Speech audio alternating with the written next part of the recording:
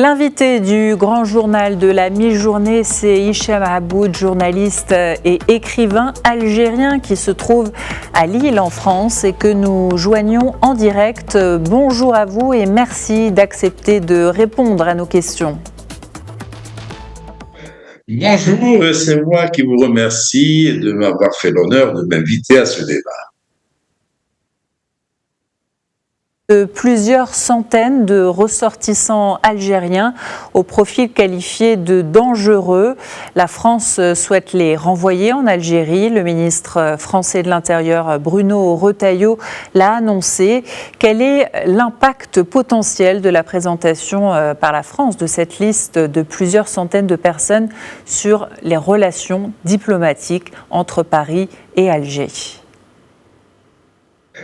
Ce n'est pas cette liste qui va faire mal au régime algérien et le ramener à la raison pour cesser cette escalade et mettre fin à cette tension entre les deux pays, parce que cette liste va comporter essentiellement des noms de personnes dont l'Algérie n'en veut pas. Ce sont des clandestins, ce sont des citoyens lambda qui ont traversé la Méditerranée à bord d'embarcations de fortune au péril de leur vie.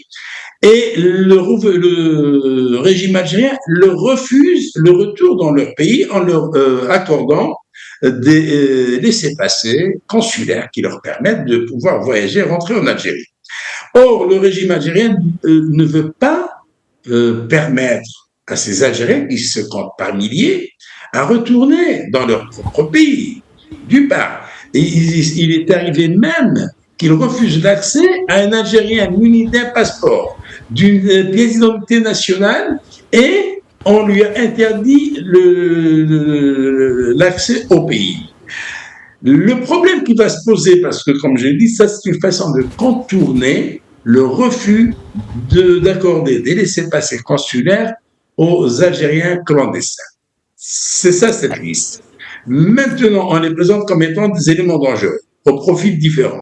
Mais ce qui va faire mal et qui a déjà commencé à faire mal et qui a amené le commandement militaire à se réunir en conclave le jour même où il y a eu l'annonce de mettre fin aux privilèges accordés aux Algériens détenteurs de passeports diplomatiques de rentrer en France sans visa, c'est ça qui a fait mal au régime algérien. Parce que qui sont ces Algériens touchés par cette mesure qui ne permet plus l'accès au territoire français avec des passeports diplomatiques sans visa? Ce sont les dignitaires du régime. Ce sont ces généraux qui ne sont pas diplomates. Ce sont leurs épouses, leurs enfants, ce sont des ministres, des anciens ministres, des dignitaires du régime qui n'ont rien à voir avec la diplomatie.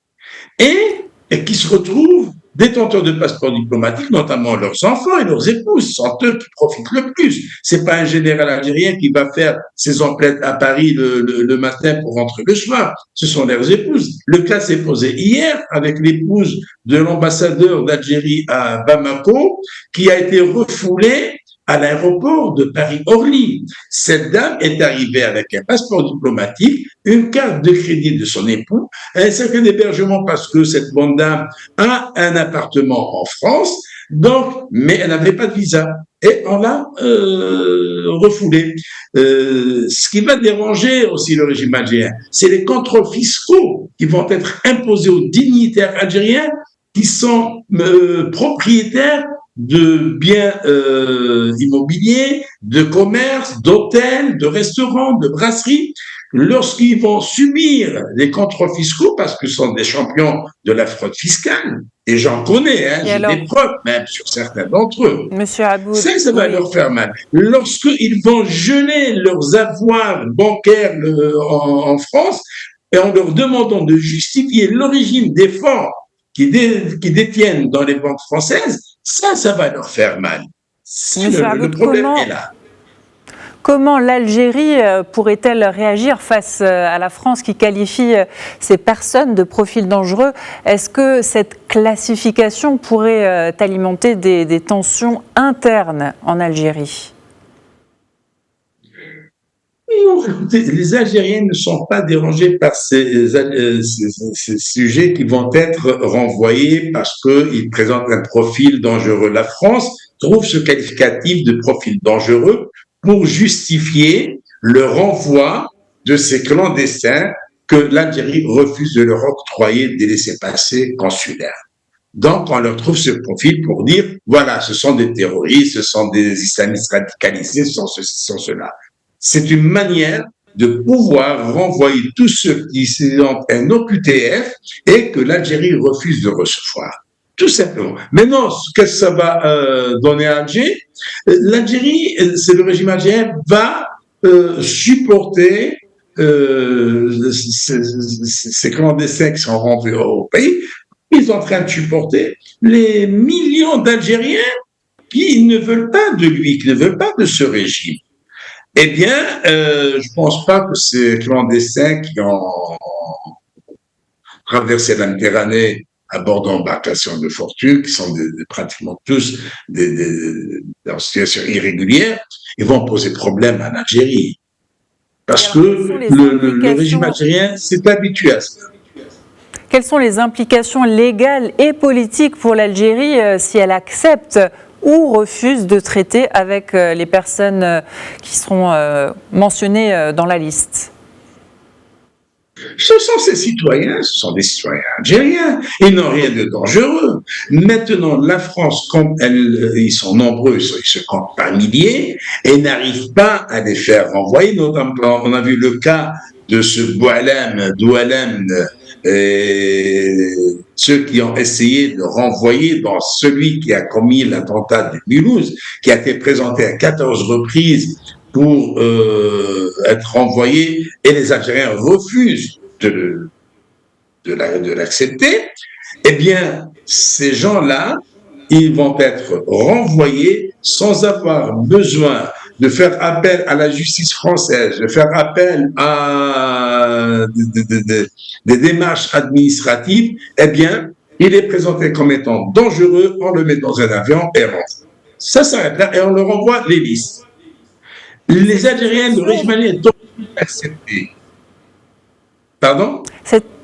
Cette situation fait-elle écho à des précédents historiques ou à des tensions passées entre les deux pays concernant les questions liées à la sécurité ou à la lutte contre le terrorisme?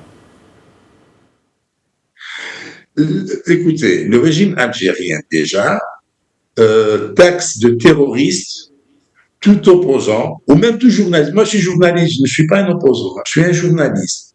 Eh bien, je suis catalogué, je suis considéré comme terroriste, et cela figure sur le journal officiel de la République algérienne du mois de mars de 2023 ou 2022. C'est-à-dire que je suis considéré comme terroriste.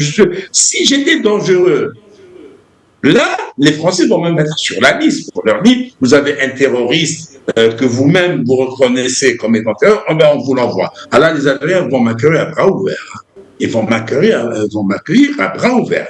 Mais chose qui ne risque pas d'arriver parce que les Français savent très bien que ceux qui ont été catalogués de terroristes par le régime d'Alger n'ont rien de terroriste. Nous sommes tous des intellectuels, des politiques, des journalistes, des hommes politiques tels que Farhat Menni, les militants du MAC. Voilà, nous n'avons rien à voir avec le terrorisme. Et la France va jouer cette carte de terrorisme d'éléments dangereux pour dire ces éléments sont dangereux. Parce que beaucoup d'entre eux sont en détention dans des centres administratifs, d'autres sont en prison. Eh bien, on va leur appliquer la double peine qui existait autrefois. Après la prison, on est renvoyé dans son pays d'origine. Et en quoi la situation actuelle... Le problème... Dites-nous, M. Aboud, en quoi la situation actuelle pourrait-elle profiter au Maroc, notamment si la France utilise cette liste pour renforcer ses relations avec Rabat en matière de lutte contre le terrorisme ou la coopération sécuritaire?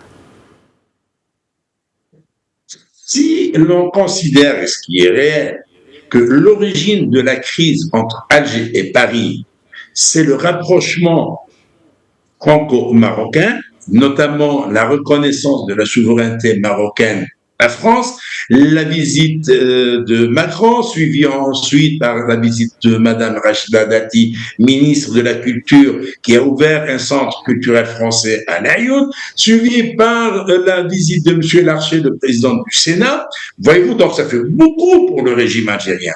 Et le régime algérien qui voulait imposer et dicter sa politique à la diplomatie française, eh bien, s'est trouvé froissé et s'est fâché. Comment se fait-il que la France ne s'aligne pas sur la politique algérienne vis-à-vis du Maroc? Et cela relève tout simplement de la voyoucratie. Parce qu'il faut être vraiment voyou pour imposer sa politique à un pays souverain. D'ailleurs, aucun pays arabe ne s'est aligné sur la politique algérienne vis-à-vis du Maroc. Aucun pays européen ne s'est aligné. L'Algérie n'arrive pas à faire admettre ses thèses, même ce qui lui reste de plus fidèle comme voisin, c'est-à-dire la Tunisie. La Tunisie refuse de reconnaître le Polisario. Personne ne reconnaît. Aujourd'hui, pour cet entretien, merci beaucoup, Monsieur Hichem Aboud, journaliste et écrivain en direct dans le grand journal de la mi-journée de Médien TV depuis Lille, dans le nord de la France. Nous vous remercions. Merci à vous.